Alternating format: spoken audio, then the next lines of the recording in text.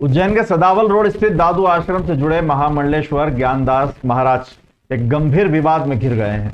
एक महिला ने उनके खिलाफ बलात्कार, मारपीट, जान से मारने की धमकी, अश्लील वीडियो बनाकर ब्लैकमेल करने जैसे गंभीर आरोप लगाते हुए महाकाल थाना पुलिस सहित गृह मंत्री, डीजीपी, आईजी और एसपी को शिकायत भेजी है। वहीं महामंडलेश्वर ने सभी आरोपों को निराधार बताते हुए महिला पर हनी ट्रैप और ब्लैकमेलिंग का आरोप लगाया है। पुलिस ने दोनों पक्षों की शिकायतों पर जांच शुरू कर दी है। महिला के आवेदन के अनुसार करीब 1.5 वर्ष पहले उसकी मुलाकात दत्त अखाड़ा आश्रम में महामंडलेश्वर ज्ञानदास से हुई थी। इसके बाद दोनों के बीच फेसबुक पर बातचीत शुरू हुई और परिचय बढ़ा। महिला का आरोप है कि वर्ष 2025 की गुरु पूर्णिमा पर वो अपने भाई के साथ दादू आश्रम पहुंची थी। कुछ दिनों तक आश्रम में रहने के दौरान वो सामाजिक गतिविधियों से भी जुड़ी रही। इसी दौरान उसके साथ दुष्कर्म किया गया। विरोध करने पर मारपीट की गई, जान से मारने की धमकी दी गई और वीडियो बनाकर उसे ब्लैकमेल किया गया। दूसरी ओर महामंडलेश्वर ज्ञानदास ने आरोपों को सिरे से खारिज करते हुए कहा है कि महिला उन्हें झूठे मामले में फंसाकर बदनाम करने की साजिश कर रही है। उनका दावा है कि पिछले 1 वर्ष से महिला उन्हें ब्लैकमेल कर रही थी और हनी ट्रैप का शिकार बनाने का प्रयास किया जा रहा था। उन्होंने कहा कि इस संबंध में ऑडियो, वीडियो सहित अन्य साक्ष्य पुलिस को सौंप दिए गए हैं। महाकाल थाना प्रभारी गगन बादल ने दूरभाष के जरिए बताया कि महिला ने शिकायत में बलात्कार, मारपीट, वीडियो बनाकर ब्लैकमेल करने और धमकी देने के आरोप लगाए गए हैं, जबकि महामंडलेश्वर ने महिला के खिलाफ ब्लैकमेलिंग की शिकायत दर्ज कराई है। दोनों पक्षों के आवेदन और उपलब्ध साक्ष्यों की जांच की जा रही है। जांच पूरी होने के बाद ही नियमानुसार आगे की कार्रवाई की जाएगी। वहीं जब मामले में पीड़ित युवती का पक्ष जानने की कोशिश की गई तो युवती के परिजनों ने बीमार होने का हवाला देते हुए बाद में मीडिया से बात करने की बात कही। समाचार के माध्यम से सुबह मुझे ज्ञात हुआ कि किसी महिला ने मेरे ऊपर आरोप लगाया है रेप का। तो उसमें मैं कहना चाहता हूं कि ये पूरा का पूरा जो मामला है, ये मैंने महाकाल थाने में आवेदन दिया हूं 17 तारीख को, और ये पूरा हनी ट्रैप और ब्लैकमेल का मामला है। जब उसको पता चला कि मेरे विरुद्ध आवेदन चला गया तो तुरंत उसने दूसरे तीसरे दिन रेप का आवेदन दे दिया बचने के लिए, जबकि मेरे पास सारी चीज़ें हैं, रिकॉर्डिंग है और कॉल रिकॉर्डिंग के साथ साथ चैट भी है, व्हाट्सएप पे फ़ोटो भी उसके हैं, जो कि पूरा मुझे ब्लैकमेल कर रही है। अकाउंट में पैसे ऑनलाइन भी उसने लिए थे, वो भी है। अब लगातार वो मेरे से कह रही है कि मुझे आश्रम चाहिए, 25 लाख रुपए नगद चाहिए और 50 लाख रुपए का मकान चाहिए। तो बाबा जोगी ठहरे, हम तो पहले ही मांग के खाते हैं, और इस तरह अगर कोई मांगेगा, डराएगा, धमकाएगा तो सनातन धर्म का क्या होगा।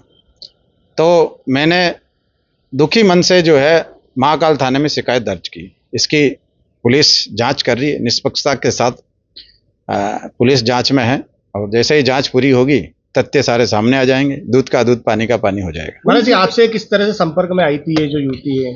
ये फेसबुक के माध्यम से मेरे संपर्क में आई थी कि मैं सनातन का काम करती हूँ, हिंदुत्व का काम करती हूँ, और मैंने घर बार भी इसलिए छोड़ के रखा, कभी कभी घर जाती हूँ और सारा सनातन के लिए काम करती हूँ। तो पहले तो मैंने इग्नोर किया था, मिलने के लिए आ नहीं करी, लेकिन जब बार बार उसका मैसेज और कॉल आने लगे तो फिर मैंने कहा कि ठीक है। फिर ये मनीष नाम का एक लड़का और ये दोनों मेरे पास आए थे मिलने के लिए। धीरे धीरे फिर वो ये लोग जो है आश्रम में आना जाना हुआ। कुछ पैसे इन्होंने लिए थे, पैसे मांगा था मैंने, फिर तो इन्होंने जो है मेरे ऊपर आरोप लगाने लगे, बोले तुमको फंसा देंगे, इतने पैसे और चाहिए हमको। तो मैंने कहा कि बदनामी होगी, डर होगा, तो मैं धीरे धीरे दिन समय निकालता गया। मैंने कहा ठीक है, समझेंगे, लेकिन आखिरी में अत्याचार इतना बढ़ गया कि मुझे ऐसा लगा कि कहीं ना कहीं मेरी हालत ऐसी राजा रघुवंशी जैसी करेंगे ये। तो मैंने फिर महाकाल थाने में आवेदन दिया कि निष्पक्षता के साथ इसकी जांच हो और दूध का दूध, पानी का पानी। कितने समय से परेशान कर रहे हैं आपको? लगभग 1 साल भर हो गया। शहर में लगातार हो रही अघोषित बिजली कटौती, बढ़े हुए बिजली के बिलों और स्मार्ट मीटर को लेकर कांग्रेस ने बिजली विभाग के खिलाफ प्रदर्शन किया। शहर कांग्रेस अध्यक्ष मुकेश भाटी के नेतृत्व में फ्रीगंज स्थित टावर चौक से रैली निकाली गई, जो मध्य प्रदेश पश्चिम क्षेत्र विद्युत वितरण कंपनी के ज्योति नगर स्थित मुख्य अभियंता कार्यालय पहुंचकर समाप्त हुई। इस दौरान कांग्रेस कार्यकर्ताओं ने कांग्रेस पार्टी जिंदाबाद, स्मार्ट मीटर लगाना बंद करो और बिजली विभाग होश में आओ जैसे नारे लगाए गए। कांग्रेस नेताओं ने आरोप लगाया कि बिजली विभाग मेंटेनेंस और अन्य कारणों का हवाला देकर रोजाना 4 से 5 घंटे तक बिजली आपूर्ति बंद कर रहा है, जिससे आम नागरिकों के साथ साथ व्यापारियों को भी भारी परेशानियों और आर्थिक नुकसान का सामना करना पड़ रहा है। प्रदर्शन के दौरान मुख्य अभियंता के नाम 7 सूत्रीय मांगों का ज्ञापन सौंपकर शीघ्र कार्यवाही की मांग की गई। नेता प्रतिपक्ष रवि राय ने कहा कि शहर की जनता बिजली व्यवस्था से त्रस्त है। विभाग के अधिकारी कार्यालयों में उपलब्ध नहीं रहते, जबकि उपभोक्ताओं को हजारों रुपए के बिजली बिल भेजे जा रहे हैं। यदि समस्याओं का शीघ्र समाधान नहीं हुआ तो कांग्रेस जन आंदोलन तेज करेगी। कांग्रेस ने अघोषित बिजली कटौती तत्काल बंद करने, स्मार्ट मीटर के कारण बढ़े हुए बिलों की जांच कराने, बिजली बिलों में की गई वृद्धि वापस लेने, उपभोक्ताओं के पंचनामे बनाकर विद्युत चोरी के प्रकरण दर्ज करने की कार्रवाई पर रोक लगाने, जोन कार्यालयों में शिकायतों के लिए टेलीफोन अटेंडरों को जवाबदेही तय करने, बारिश के दौरान बिजली के खंभों पर सुरक्षा के लिए प्लास्टिक शीट लगाने, साथ ही उद्यानों में स्थापित ट्रांसफार्मर्स को अन्य सुरक्षित स्थान पर स्थानांतरित करने की मांग की है। कांग्रेस ने चेतावनी दी कि मांगे पूरी नहीं होने पर आंदोलन को और व्यापक किया जाएगा। एमपीपी की तानाशाही नहीं चलेगी, अभी तो ये अंगड़ाई है, आगे और लड़ाई है। एक समय सीमा रहती है, अगर विद्युत कटौती की उसकी विधिवत सूचना होती है, सूचना होने के बाद भी 2-2 घंटे तक लाइट नहीं आना, 5 से 7-7 बार दिन में लाइट जाना, जबरदस्ती के स्मार्ट मीटर बदलना और एवरेज बिल देना, इन सब बातों को लेकर शहर कांग्रेस कमेटी के तमाम साथियों ने आज हमने घेराव किया और ज्ञापन दिया है कि ये जो गरीब लोगों की समस्या, आम जन लोगों की समस्या है, जो एवरेज बिल देना, एवरेज बिल क्यों दे रहे हो आप? क्या कारण है आपको एवरेज बिल देने का? स्मार्ट मीटर जबरदस्ती क्यों बदलना चाहते हो आप? अगर किसी का मीटर ठीक है, सही चल रहा है, सही रीडिंग दे रहा है, उसको भी आप बदल रहे हो। इन सारी बातों को लेकर आज शहर कांग्रेस कमेटी के तमाम साथियों ने हमने ज्ञापन दिया है। अगर इसमें सुधार नहीं होता तो आगे फिर हम लगातार निरंतर आंदोलन करेंगे। घेराव इस बात के लिए किया गया है कि जितने भी जोनल कार्यालय है वहां पे कोई अधिकारी बैठते नहीं है, वहां कोई कर्मचारी बैठते नहीं है। लाइट 4-4, 5-5 घंटे अघोषित बिजली कटौती का कार्यक्रम उज्जैन शहर में चल रहा है, और जब इतनी सारी मामलों में बिजलियां बंद रहती है पर बिल हजारों के आ रहे हैं, चोरी के प्रकरण लगातार बनाए जा रहे हैं, बिना बात के लोगों को बिल दिए जा रहे हैं, जबरदस्ती स्मार्ट मीटर लगाया जा रहा है। पूरे शहर की जनता त्रस्त थी। चलते रास्ते नागरिक हमसे बोलते हैं कि रवि राय जी, इस विद्युत मंडल कार्यालय के खिलाफ कोई कार्रवाई करो। आज कांग्रेस पार्टी के सब लोगों ने जनता की मांग के आधार पर हम लोगों ने घेराव किया है और चेतावनी भी दी है कि हमने 7 बिंदुओं का ज्ञापन दिया है।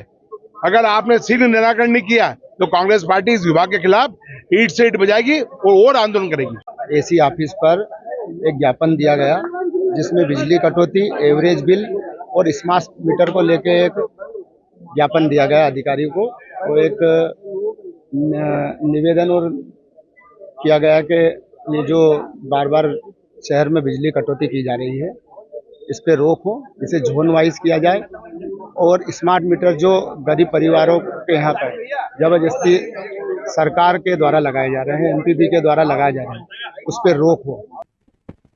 सावन भादो माह में 3 अगस्त से निकलने वाली भगवान महाकालेश्वर की साप्ताहिक सवारी को ध्यान में रखते हुए जिला प्रशासन ने स्कूल संचालन व्यवस्था में बदलाव किया है। कलेक्टर रोशन कुमार सिंह के निर्देश पर शिक्षा विभाग ने आदेश जारी करते हुए सवारी वाले प्रत्येक सोमवार को जिले के सभी स्कूलों में अवकाश घोषित किया है। इसके बदले संबंधित स्कूलों में रविवार को नियमित रूप से कक्षाएं संचालित की जाएगी। जिला शिक्षा अधिकारी महेंद्र खत्री ने बताया कि सावन माह के प्रत्येक सोमवार को बड़ी संख्या में श्रद्धालु भगवान महाकाल के दर्शन के लिए उज्जैन पहुंचते हैं। इसी दिन शाम को भगवान महाकाल की सवारी भी निकलती है, जिससे शहर में यातायात का दबाव बढ़ जाता है। इसी को ध्यान में रखते हुए विद्यार्थियों, अभिभावकों और आमजन की सुविधा के लिए यह निर्णय लिया गया है। शिक्षा विभाग द्वारा सभी स्कूलों को निर्देश जारी कर दिए गए हैं और विद्यार्थियों और अभिभावकों को भी सूचित कर दिया गया है कि अब सोमवार के स्थान पर रविवार को स्कूल संचालित होंगे। सोमवार को अवकाश रहेगा। प्रशासन का मानना है कि यह व्यवस्था से विद्यार्थियों की पढ़ाई प्रभावित नहीं होगी, क्योंकि रविवार को कक्षाएं लगने से शैक्षणिक कार्य नियमित रूप से चलता रहेगा। साथ ही विद्यार्थियों और उनके परिजनों को भगवान महाकाल के दर्शन, साथ ही सवारी में शामिल होने का भी अवसर मिलेगा। यह व्यवस्था सावन भादो माह में भगवान महाकाल की साप्ताहिक सवारियों की अवधि तक प्रभावी रहेगी। माननीय कलेक्टर साहब के निर्देश पर कि महाकाल श्रावण शुरू हो रहा है गुरु पूर्णिमा से। तो श्रावण में क्या श्रद्धालु दर्शन करने बहुत आते हैं और सवारी के दिन विशेष एक रश होता है उज्जैन में। तो बच्चों को स्कूल पहुंचने में कठिनाई नहीं है, इसलिए कलेक्टर सर के निर्देश पर ये एक आदेश निकाला है विभाग ने कि प्रति सोमवार जब भी महाकाल बाबा की सवारी रहेगी उस दिन स्कूल बंद रहेंगे और उसके एवज में संडे को स्कूल चलेंगे। बच्चों को सूचना दी जाएगी और बच्चों को प्रेरित किया जाएगा कि वो मंडे के बजाय श्रावण मास में संडे को विद्यालय आए। भावसार समाज उज्जैन की धर्मशाला के संचालन और वित्तीय अनियमितताओं को लेकर विवाद एक बार फिर सामने आया है। मामले को लेकर समाज के पदाधिकारी और बड़ी संख्या में समाजजन पुलिस कंट्रोल रूम पहुंचे और पुलिस अधीक्षक के नाम ज्ञापन सौंपकर निष्पक्ष जांच और वैधानिक कार्यवाही की मांग की। ज्ञापन संबंधित अधिकारी को सौंपते हुए समाजजनों ने आरोप लगाया कि भावसार समाज धर्मशाला सार्वजनिक न्यास द्वारा वर्षों से समाज की संपत्ति के संचालन में अनियमितताएं की गई है। साथ ही समाज के पंजीबद्ध पदाधिकारियों को मानसिक रूप से प्रताड़ित किया जा रहा है और समाज की संपत्ति और कुल देवी मां हिंगलाज के दान स्वरूप मिले आभूषणों पर भी कब्जा किया गया है। अधिकारियों ने ज्ञापन प्राप्त कर मामले की जांच कर नियमानुसार कार्रवाई का आश्वासन दिया। समाज के अध्यक्ष इंजीनियर संजय भावसार ने बताया कि धर्मशाला के संचालन और वित्तीय लेन देन का वर्षों से कोई स्पष्ट हिसाब समाज के सामने प्रस्तुत नहीं किया गया है। जब अनियमितताओं की जानकारी सामने आई तो समाज ने इसका विरोध किया और अब मामले में निष्पक्ष जांच की मांग की है। पूर्व पदाधिकारियों द्वारा धर्मशाला की राशि में गड़बड़ी की गई है और वर्तमान में नए अध्यक्ष नियुक्त कर विवाद की स्थिति उत्पन्न की जा रही है। भावसार समाज उज्जैन एक पंजीबद्ध संस्था है और वर्तमान कार्यकारिणी नियमानुसार कार्य कर रही है। समाज का दावा है कि अनंतपेट दानीगेट स्थित भावसार समाज धर्मशाला समाज की स्वामित्व संपत्ति है। इसका निर्माण समाज के सहयोग से हुआ था। आरोप है कि पिछले लगभग 40 वर्षों से सार्वजनिक न्यास द्वारा संपत्ति पर अवैधानिक कब्जा कर वित्तीय अनियमितताओं की गई है। साथ ही फर्जी रसीद के माध्यम से आर्थिक घोटाले किए गए हैं। समाज ने यह भी आरोप लगाया कि कुल देवी मां हिंगलाज के सोने चांदी के आभूषण और अन्य दान सामग्री न्यास के कब्जे में होने से समाज धार्मिक परंपराओं का सुचारू रूप से निर्वहन नहीं कर पा रहा है। कई बार हिसाब किताब और आभूषण लौटाने की मांग के बावजूद कोई संतोषजनक जवाब नहीं मिला। 9 मार्च 2025 को आयोजित समन्वय बैठक के दौरान भी दोनों पक्षों के बीच विवाद हुआ था। समाज का आरोप है कि उस दौरान अपशब्द कहे गए, नारेबाजी हुई और धर्मशाला परिसर में शांति भंग करने की कोशिश की गई। इस पूरे मामले में पूर्व में कलेक्टर, पुलिस अधीक्षक, registrar of public trust, SDM, साथ ही जीवाजीगंज थाना सहित विभिन्न अधिकारियों को कई बार शिकायतें की जा चुकी हैं। पुलिस और प्रशासन द्वारा मामले की जांच भी की जा रही है और न्यायालय कार्यपालिक दंडाधिकारी के समक्ष प्रकरण दर्ज होने के बाद संबंधित पक्षों के बयान लिए जा चुके हैं। समाज ने पुलिस प्रशासन से पूरे मामले की निष्पक्ष जांच कर दोषियों के विरुद्ध वैधानिक कार्रवाई करने और समाज की संपत्ति और धार्मिक धरोहर को सुरक्षित रखने की मांग की है। और दानीगेट पर भावसार समाज उज्जैन की धर्मशाला है, जिस पर विगत 45 साल से ट्रस्ट द्वारा कब्जा किया गया था और बहुत ज्यादा अनियमितता की गई। करीबन 1.5 से 2 करोड़ रुपए का घपला किया है।